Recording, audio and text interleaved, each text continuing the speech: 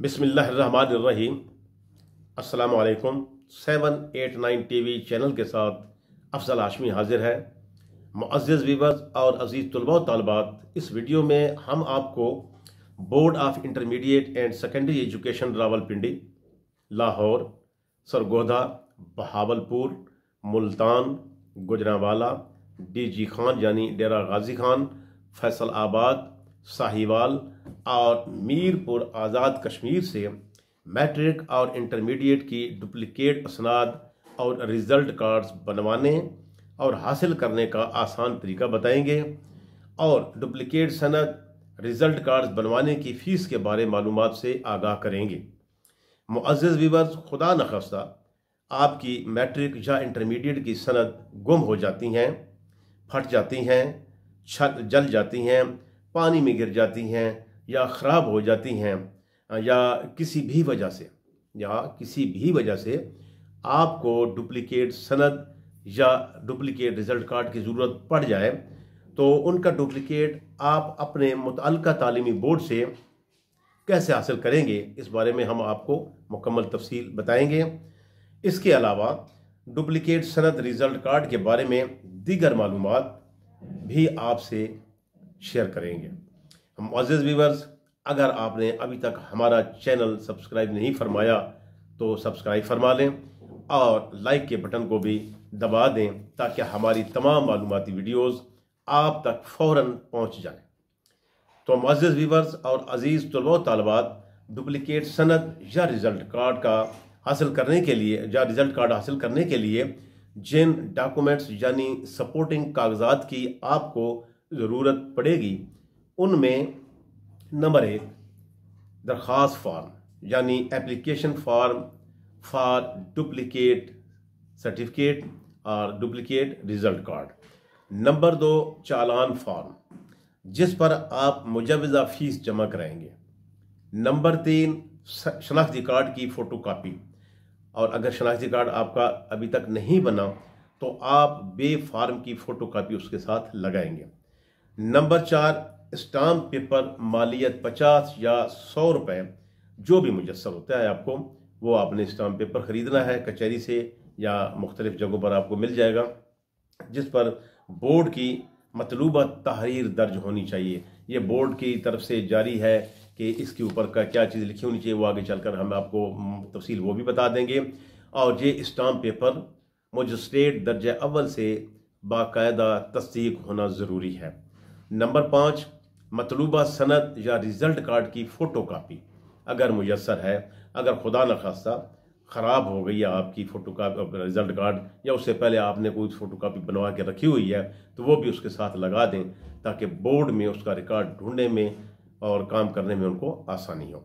Number 6 एक अदद photograph size 20 MB, एक आपको फ़ोटो भी लगाना होगा उसके ऊपर जिसका साइज़ 20 MB हो। वैसे भी अगर आप पासपोर्ट साइज़ फ़ोटो बनवा लें तो उसको कैंची से तराश खराश करके उसको 20 MB का बना लें, या उस कम अज़ कम उस खाने के बराबर बना लें जो आपके एप्लीकेशन फार्म के ऊपर खाना फ़ोटो का बना हुआ है, ताकि आसानी से वो उसके ऊपर आ जाए। और ये जो फ़ोटो है आप बेहतर है कि गोंद से चस्पा करें। बाद लोग इसको स्टेपल कर देते हैं, मगर उसमें परेशानी ये होती है कि बाज़ औक़ात वो उतर जाता है। तो इसलिए बेहतर है कि आप इस फ़ोटो को, जो फ़ोटो लगाने की जगह है, उसको आप गोंद से चस्पा करें ताकि उतरने ना पाए। और ये फ़ोटो तस्दीक भी होना चाहिए। ये फ़ोटो जो आप ऊपर लगाएंगे इसके ऊपर भी तस्दीक करने वाले जो हेड मास्टर साहब है या प्रिंसिपल साहब है उसकी तस्दीक होनी चाहिए। इसके अलावा इसके तो आपकी ये हो गई आपके मालूमाती। और मुअज़्ज़िज़ व्यूअर्स, ये वो 7 आदाद डॉक्यूमेंट्स हैं, ये जो मैंने आपको बताए हैं, ये वो 7 डॉक्यूमेंट समझ लें, कागजात समझ लें वगैरह, जो आपको डुप्लिकेट के असूल के लिए किसी भी तालीमी बोर्ड में जमा करवाने होते हैं। जब भी ये आपके 7 डॉक्यूमेंट्स मुकम्मल हो जाते हैं, 7 कागजात मुकम्मल हो जाते हैं, तो आप इनको जाकर किसी भी बोर्ड में जब आपको डुप्लिकेट आपको ज़रूरत होती है तो वहाँ पर आप जमा करा दें तो आपको डुप्लिकेट मिल जाएगा। अब चूँकि आपको इनकी तफसील की भी ज़रूरत होगी तो इस सिलसिले में इसके अलावा डुप्लिकेट सनद या रिज़ल्ट कार्ड से मुतालिक मज़ीद मालूमात भी आपको गोशगुजार करेंगे, और भी मालूमात ऐसी हैं जो आपको जानना ज़रूरी है। तो इस सिलसिले में हम आपको तफसील से आगाह करते हैं कि फ़ार्म आप कहाँ से लेंगे। ये फ़ार्म आप किसी भी नेट कैफ़े से इसका प्रिंट हासिल कर सकते हैं। यानी ये जो आपका एप्लीकेशन फ़ार्म है जिसके ऊपर आपने एप्लीकेशन देनी है, ये कहाँ से हासिल होगा। ये आपको नंबर एक, अगर आपके पास घर में कंप्यूटर है तो उससे आप अपने तौर पर उसको प्रिंट भी करके, अगर आपके पास प्रिंटर भी है तो उसको उसी के अंदर ही आप नाम, बल्दिया, डेट ऑफ बर्थ, जो भी रोल नंबर वगैरह है पूरा फिल करके उसको प्रिंट आउट ले सकते हैं और प्रिंट निकाल सकते हैं। अगर आपके घर पर ये मुयस्सर, ये कंप्यूटर की सहूलत मुयस्सर नहीं है तो आप अपने घर से बाहर निकल कर, क्योंकि आजकल तो जगह जगह नेट कैफ़े खुले हुए हैं, आप किसी भी नेट कैफ़े पर जाकर वहाँ से आप ये इसको डाउनलोड करवा के वहाँ से हासिल कर लें तो वो आपको बाकायदा इसको पुर करके पूरा उसके अंदर फिलिंग हो जाता है, जिसको ऑनलाइन फिलिंग कहते हैं। और खुदा न खास्ता, या वैसे भी आपको एक मैनुअल के तौर पर है कि अगर आप उसको ब्लैंक भी हासिल कर लेते हैं वहाँ पर तो उसको अपने हाथ से भी पुर कर सकते हैं। ये नहीं कि आपने उसी को ही जो प्रिंटेड है ऑनलाइन वाला वो ही आप इसको इस्तेमाल करें। बाज़ बोर्ड ऐसे हैं कि जिनकी ऑनलाइन अभी तक नहीं है, तो उस वजह से आप लोगों ने इसको, अगर आपको ब्लैंक भी मिल जाता है तो आप वहाँ से ये ब्लैंक हासिल कर लें और उसको अपने हाथ से पुर कर लें। चालान फार्म को भी अपने हाथ से पुर कर लें। और अगर आपके मोहल्ले में, आपके गांव में, आपके शहर में, आपके करीब कुर्ब जवान में ये भी सहूलत मुयस्सर नहीं है, नेट कैफ़े वाली भी मुयस्सर नहीं है, तो फिर आप अपने मुतल्लिका तालीमी बोर्ड चले जाएँ। वहाँ से आपको हर सूरत ये फार्म किसी न किसी सूरत में, चाहे वो मैनुअल हो, मैनुअल का मतलब है कि जो हाथ से पुर करने वाला, या आपको ऑनलाइन वाला हो, वहाँ से आपको मिल जाएगा। और वहाँ पर तमाम ये जो डॉक्यूमेंट्स वगैरह हैं आपके पास होने चाहिए और उसके मुताबिक आपने उसको पुर करके जमा करवा देना है। तो ये इस फार्म के बारे में आपको मालूमात हमने आपको दे दी। इसी तरीके से चालान फार्म है, चालान फार्म भी वहीं से उसको जनरेट हो जाएगा। अब तो ये जो फ़ीसें होती हैं ये फार्म के ऊपर लिखी हुई होती हैं और उसके मुताबिक हर बोर्ड की अपनी फ़ीसें होती हैं। बहरहाल अगर ना हो, लिखी हुई हों तो ठीक है, अदरवाइज आप अपने हाथ से उस चालान फार्म को पुर कर दें। और चालान फार्म के बारे में आपको ये भी बता दें कि चालान फार्म के 3 हिस्से होंगे। एक हिस्सा बैंक वाले रख लेते हैं और 2 हिस्से आपको वापस कर देते हैं। एक कैंडिडेट की कापी होती है और एक बोर्ड में जमा कराने वाली कापी होती है। जो कैंडिडेट की कापी होती है आपने उससे अलहदा कर लेनी है, वो अपने पास रख लेनी है रिकॉर्ड के तौर पर, चाहे आपको किसी वक्त भी ज़रूरत पड़ सकती है। और जो दूसरी कापी है उसको कहते हैं बोर्ड कापी, तो वो उस फार्म के साथ लगानी होगी। तो ये इस तरह चालान का मसला भी हल हो जाएगा।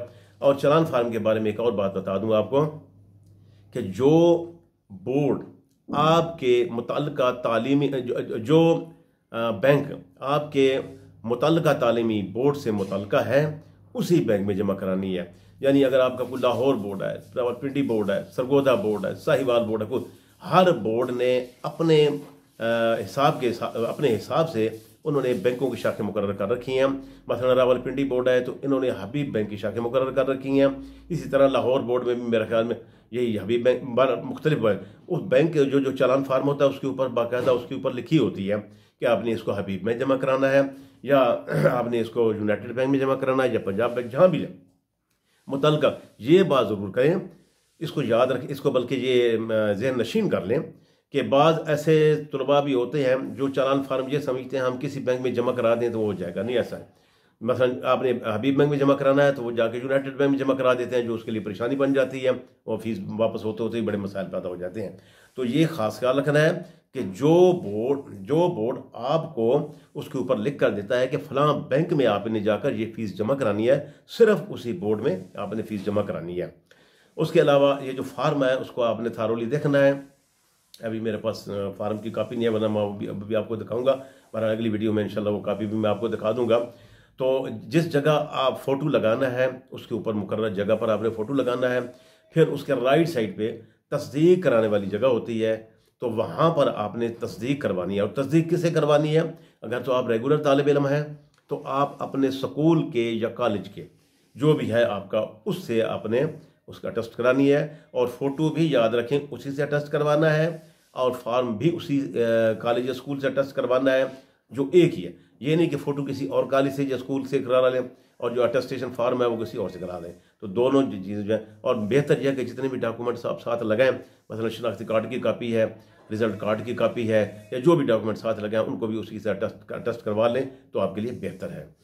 बहरहाल ये आपको ये एक छोटी मोटी चीज़ें हैं जो आपको ज़हन नशीन होनी चाहिए। और मुकर्रर ये भी ख्याल रखना है कि फार्म के ऊपर दो जगह पर आपने दस्तखत भी करने होते हैं, एक जगह उर्दू में, एक जगह अंग्रेज़ी में। तो उसको पढ़कर, उसको अच्छी तरह से देखकर, जहाँ पर उर्दू वाले दस्तखत करें उर्दू वाले दस्तखत करें, जहाँ पर इंग्लिश वाले दस्तखत हैं इंग्लिश वाले दस्तखत करें। तो इस तरीके से ये आपकी एक मुकम्मल फार्म मुकम्मल हो जाएगा।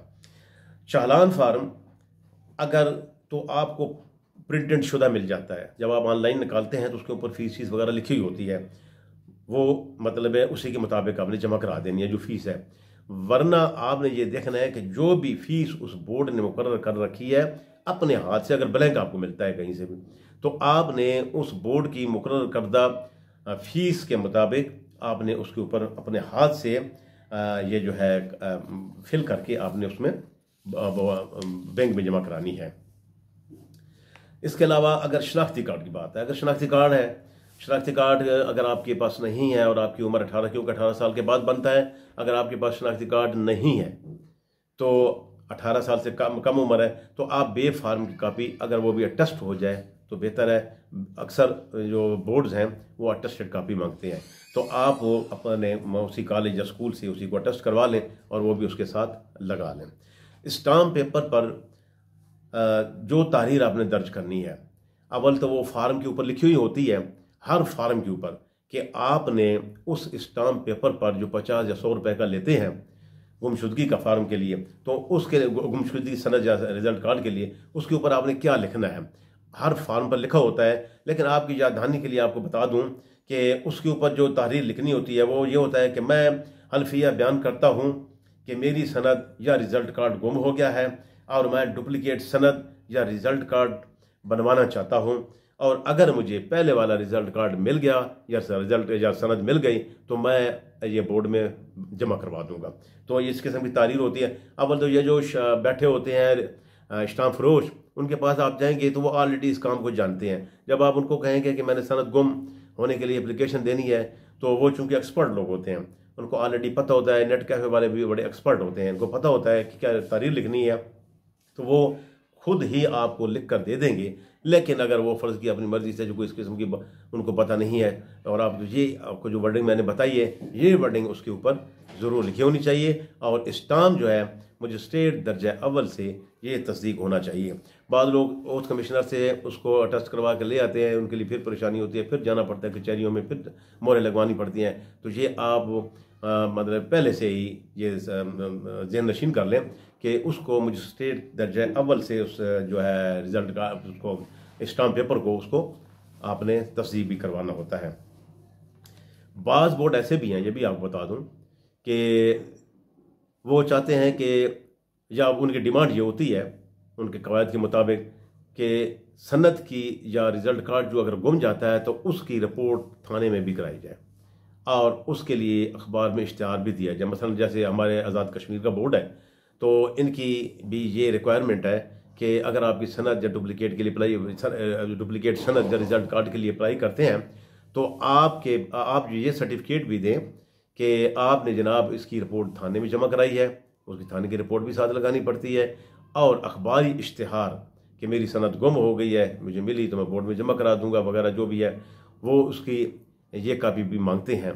लेकिन अब शायद उधर भी चेंज हो गया है, लेकिन अभी तक उधर ये स्टैंड कर रहा है रूल। तो बाज़ कोई ऐसा बोर्ड भी हो सकता है जो आपसे ये भी तलब कर सकता है, तो आप बेहतर है कि मुतल्लिका बोर्ड से उनके टेलीफोन करके, उनकी इंक्वायरी से, जो भी बोर्ड है आपका, उनसे ये थोड़ा सा मालूमात भी हासिल कर लें कि क्या ये चीज़ें अगर ज़रूरी हैं तो ये भी उनके साथ लगा दें आप।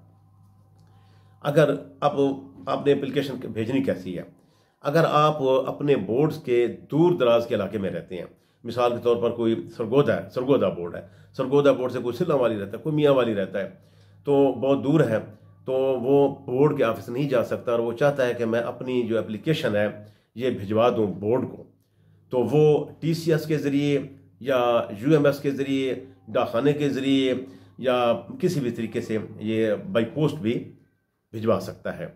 बल्कि बाज़ बोर्ड तो ऐसे हैं कि वो सनद डुप्लीकेट सनद के लिए दस्ती फॉर्म लेते ही नहीं है, बल्कि उनका कवायद ज़वाबित में शामिल है उनका तरीक़ाकार में शामिल ये है कि कोई भी सनद जो है वह हमारे पास बाई पोस्ट आनी चाहिए, वो दस्ती वसूल नहीं करते। बाज़ बोर्ड हैं, इसलिए ये भी आप मालूम कर लें अपने बोर्ड से, लेकिन अक्सर बोर्ड यही है कि वो आप PCS उसको कर दें, डाकखाने के थ्रू भेज दें, या बाई मीन्स आप खुद भी जाके जमा करवा लें, क्योंकि बाज़ औक़ात मैं जैसे ने आपको पहले गुजारिश की है कि बाज़ औक़ात बंदा नहीं जा सकता, या किसी बंदे के थ्रू जाकर जमा करा दें, बंदा भी आपको ब्लड रिलेशन हो न भी हो तो फिर भी बाल जमा हो जाती है, तो लेते वक्त वो आपको नहीं देंगे, बल्कि लेते वक्त जब तक या तो आपको एड्रेस पर भेजेंगे या आपका कोई ब्लड रिलेशन जो अथॉरिटी शुदा हो उसको देते हैं।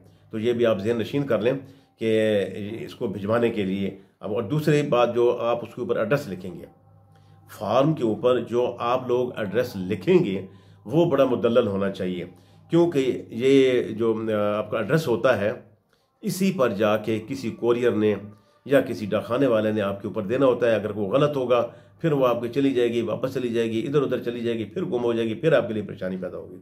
तो बेहतर यह है कि जो भी एड्रेस आप लिखें, गली, मोहल्ला, स्ट्रीट, तहसील, ज़िला, जो भी है, जो भी ऐसी मुदल्लल किस्म की कि जहाँ पर आपको यकीन हो कि इस एड्रेस पर आई तो वो हमें ज़रूर वसूल हो जाएगी, वो सिर्फ वही एड्रेस उसके ऊपर तारीर करें फार्म के ऊपर, ताकि उसके, क्योंकि अक्सर देखने में आता है कि मिसाल, और ये भी आप ख्याल रखें कि किसी हॉस्पिटल, दुकान, हॉस्टल या इस किस्म के कोई जो जितने भी एड्रेस होते हैं वो देने से गुरेज करें, क्योंकि बाज़ औक़ात आप हॉस्टल में होते हैं नहीं होते हैं, कोई और वसूल कर लेता है, होटल में होते हैं नहीं होते हैं, कोई और वसूल कर लेता है, हॉस्पिटल में होते हैं, दुकान पे होते हैं नहीं, तो कोई भी वसूल करके कहीं भी आपकी इधर उधर हो सकती है।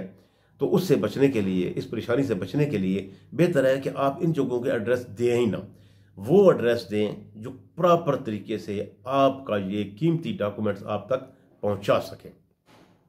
तो इसलिए ये जो मैंने आपको बताया है, इन दुकान, हॉस्पिटल या कोई भी मार्फत वाला जो भी ये एड्रेस है वो देने से गुरेज करें, ताकि आपका रिजल्ट आपको बआसानी और अच्छे तरीके से मिल सके।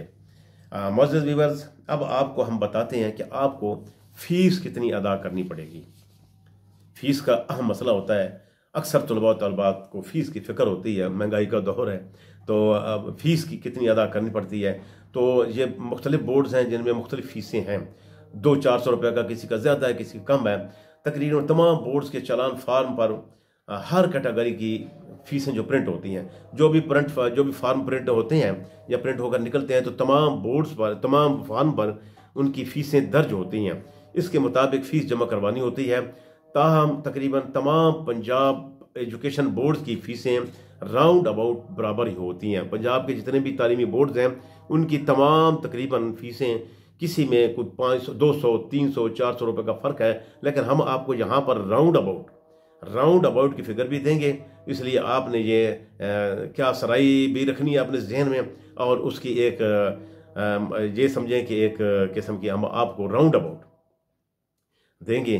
कुछ कि जो हमने नोटिफिकेशन से पढ़ी हैं, जो बोर्ड्स की हैं हमारे पास, हम उनको अब सबको अगर हम यहाँ पर डिफाइन करना या तफसील से बताना शुरू कर दें तो काफ़ी वीडियो लंबी हो जाएगी और आपके लिए भी परेशान। तो एक डुप्लीकेट सनद की नॉर्मल फ़ीस तकरीबन 3000 रुपये।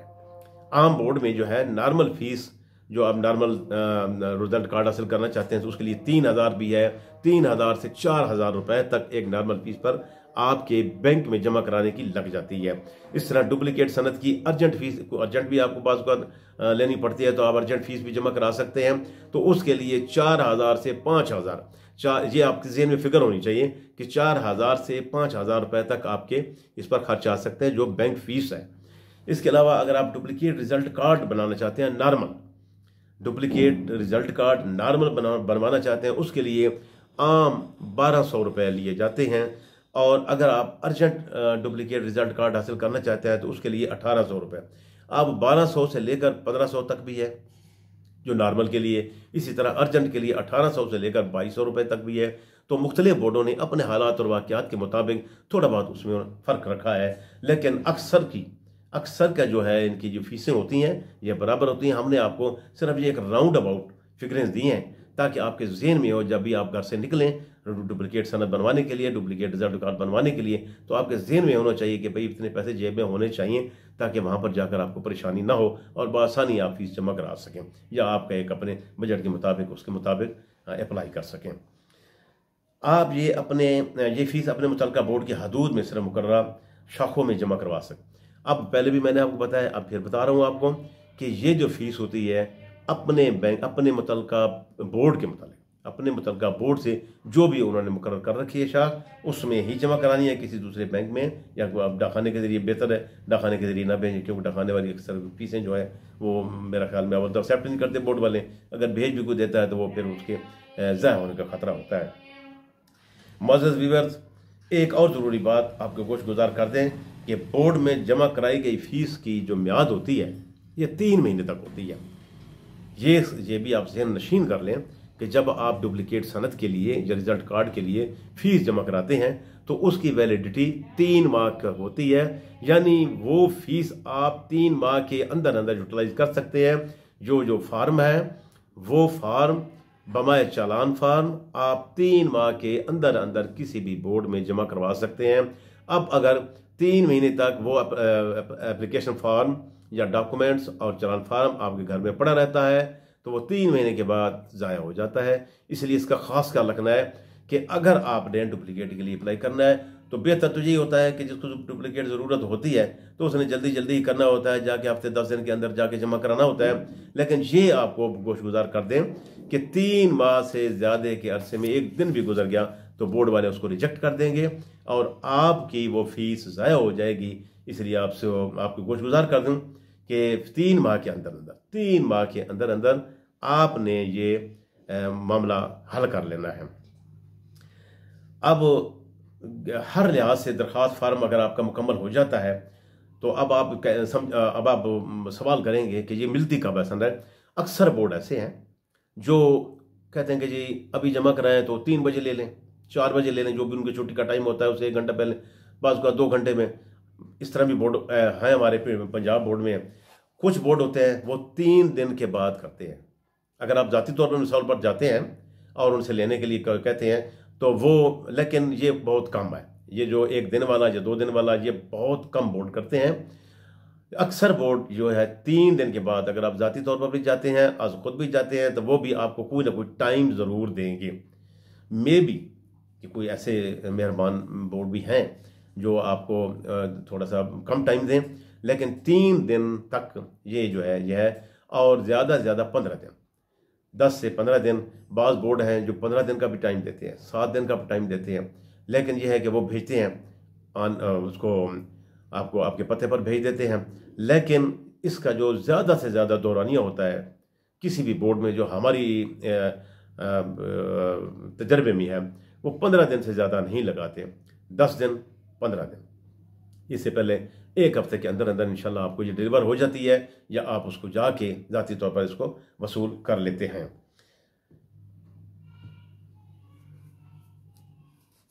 एक और बात बता दूंगा कि बाज़ स्टूडेंट्स ये बहुत सवाल करते हैं या उनके जहन में होता है या उनके वालिदैन के जहन में होता है कि जी डुप्लीकेट सनद हम लेंगे तो उसका वैल्यू नहीं होती। हालांकि डुप्लीकेट सनद में और असल सनद में किसी किस्म का कोई फ़र्क नहीं होता, चाहे डुप्लीकेट सनद हो चाहे वो असल सनद हो।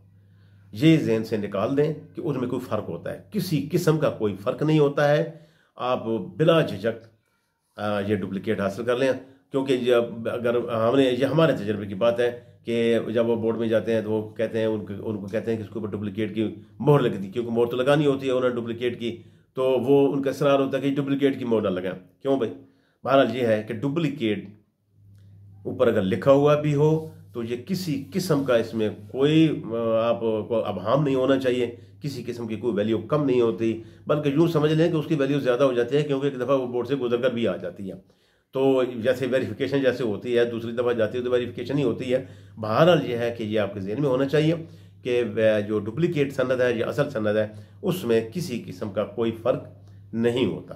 तो मुअज़्ज़ज़ व्यूअर्स, अगर आप हमारे इस चैनल को सब्सक्राइब फरमाएंगे तो हमारी ये जो आपकी मालूमाती वीडियोज़ हैं बहुत जल्द आप तक पहुँचती रहेंगी। और अगर आपको पसंद आए अगर आपको पसंद आए तो उसको लाइक भी फरमा दें और घंटी के बटन भी दबा दें ताकि हमारी तमाम वीडियोज़ आप तक पहुँच जाए। और एक और माजरत का कि हमारे चूँकि बहुत सारे हमारे सवालात करने वाले हमारे मेहरबान व्यूवर्स सवालात करते हैं जिसका हम बर वक्त जवाब नहीं दे सकते, क्योंकि हमारे पास हज़ारों की तादाद में सवालात आते हैं। तो हम इन तमाम सवालों को इकट्ठा करके एक वीडियो बना देते हैं और उनके तमाम सवालों के जवाब तकरीबन उसी के अंदर भी आ जाते हैं। तो अगर किसी वजह से हम बर वक्त आपको जवाब न दिया करें न दे सकें तो उसके लिए हम आपसे मदद करेंगे। बहरहाल ये है कि हम कोशिश करते हैं कि तमाम व्यूअर्स को उनकी ज़रूरत के मुताबिक उनके सवालात का जवाब दिए जाएँ और उनकी जो ज़रूरत है उनकी पूरी की जाए। और अल्लाह ताला से दुआ करते हैं कि अल्लाह ताला आपको हर काम में कामयाबी और कमरानी अता फरमाए और हर मकसद में कामयाबी अता फरमाए। जिन बच्चों ने इम्तिहान दिए हुए हैं अल्लाह ताला उनको कामयाबी अता फरमाए। जिनकी संदेह गुम हो गए हैं उनको जल्द संदेह अता फरमाए वगैरह वगैरह। जो भी हमारे पास दुआएं हैं, हमारी दुआएं दिली दुआएं आपके साथ हैं। अल्लाह ताला आपको खुश खुरम रखें। इसके साथ ही अगली वीडियो तक आपसे इजाज़त। अल्लाह निगहबान।